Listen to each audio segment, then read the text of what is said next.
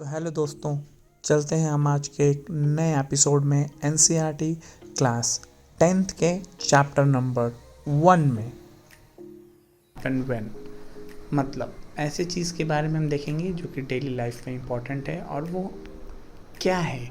Like milk is left at room temperature during summer. अगर आप room में दूध को गर्मी के मौसम में छोड़ के चले जाते हैं तो क्या होगा?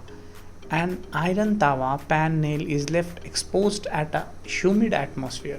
Humid atmosphere में अगर आप आयरन पैन या नेल्स को रखते हैं तो क्या होता है? Grapes get fermented.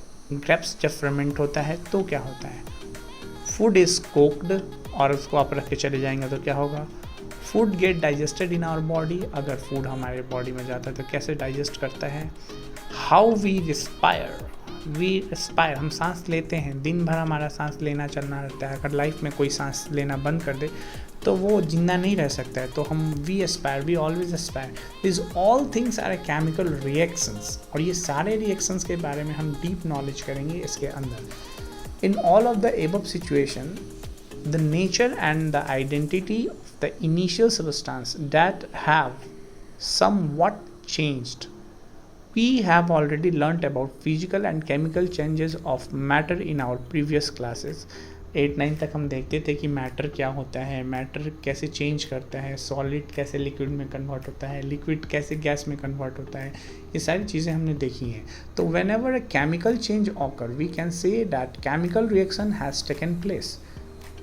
ये कहना ये चाहते हैं कि हम ऐसी हर चीज़ के बारे में जिसके अंदर केमिकल चेंजेस आ रहा है वो एक केमिकल रिएक्शन हो रहा है जिसके वजह से वो सारी चेंजें आ रही हैं। तो हर जगह chemical reaction has taken place. You may perhaps been wondering as to what is actual meant by a chemical reaction. Actually में केमिकल रिएक्शन है क्या? How do we come to know that chemical reaction has taken place? Let us perform some activities and find the answer to these questions. हम कुछ ऐसे activities करेंगे जिससे हमें पता चलेगा कि ये केमिकल रिएक्शन हो कैसे रहा है। तो अब इस केमिकल रिएक्शन के लिए अब हम चलते हैं एनसीईआरटी के एक्टिविटी 1 में। तो अब जैसे कि हम यहाँ कुछ नहीं करेंगे, एक हमने लिया क्लीन मैग्नीशियम रिबन जो कि 3-4 सेंटीमीटर लॉन्ग है, उसको हमने सैंड पेपर पे रब किया। अब इस को होल्ड किया विथ पेयर ऑफ टंग्स। ये देख रहे हो आप, ये टंग्स पेयर कर रखा है यहाँ पे। ये मैग्नीशियम रिबन है, ये टंग है, इससे पकड़ के इसको बर्नर के आगे रखा है। और then hold it paper tong and then watch burner and collect the ash so form in a watch glass as shown in figure 1.1। यहाँ पे देखो आप जल कीजिए, डाउन हो रहा है यहाँ पे, बिल्कुल आप ध्यान से देखेंगे तो ये टंग जो है पकड़ा हुआ है और ये मैग्नीशियम बर्न करके यहाँ पे ग्लास में आ रहा है। तो ये जो वॉच ग्लास में नीचे आ रहा है बर्नर से, उसके आगे देखते हैं burn the magnesium ribbon keeping the as possible from your eyes. और उसको आप अपने देखिए और अपने से दूर रखें इसको। तो अब आपको you must have observe the magnesium ribbon जो है burn with a dazzling white flame and changing into white powder. वो बर्न कर रहा है, डैजलिंग के साथ वाइट फ्लेम निकल रहे हैं, ये धीरे धीरे वाइट पाउडर में कन्वर्ट हो रहा है। This powder is magnesium oxide. It is form due to the reaction between the magnesium and oxygen present in the air. ये इस वजह से हो रहा है कि ऑक्सीजन और मैग्नीशियम जो हवा में प्रेजेंट हैं उसके वजह से ये फॉर्म कर रहा है। इसी तरीके से नेक्स्ट हम देखते हैं एक्टिविटी 1.2।